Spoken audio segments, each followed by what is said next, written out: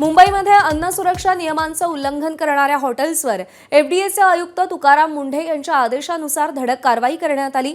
मुंबईतील आदित्य बिर्ला समूहाशी संबंधित एका नामांकित रेस्टॉरंटसह 6 रेस्टॉरंट, हॉटेल, बेकरी आणि क्लबच्या अन्न सुरक्षा परवान्यांवर निलंबनाची कारवाई करण्यात आलेली आहे। अभिषेक मुठाळ आपले प्रतिनिधी आपल्याला अपडेट देतील। अभिषेक, कोणत्या नियमांचं या हॉटेल्स रेस्टॉरंटनी उल्लंघन केलेलं होतं आणि कारवाई काय केली गेली आहे?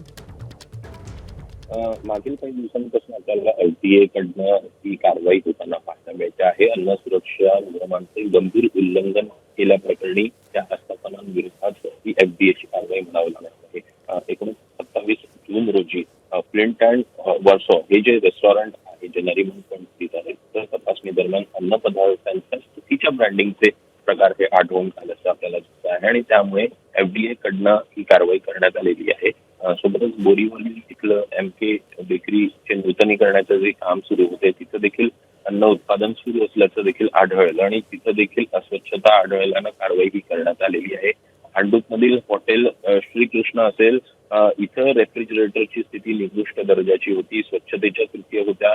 सांताक्रूज पूर्वमधील हॉटेल असेल कृष्णा, इथं देखील स्वयंपाकघरांमध्ये उंदीरं फिरताना दिसली आहेत। अंधेरीमधील जे पराग एंटरप्राइजेस आहे तिथं देखील जुळ्यांचा प्रादुर्भाव हा एफडीएला आढळला। सोबतच वांद्रेमधील मद्रास डायरीज असेल, इथं देखील अस्वच्छतेचे नियमांचं पालन हे केलेलं दिसलेलं नाही आणि त्यामुळे एफडीए कडनं जवळ बरोबर आहे, अस्वच्छता आणि नियमांचं उल्लंघन या अनुषंगानं ही कारवाई करण्यात आलेली आहे। अभिषेक, धन्यवाद दिलेल्या सगळ्या माहितीसाठी।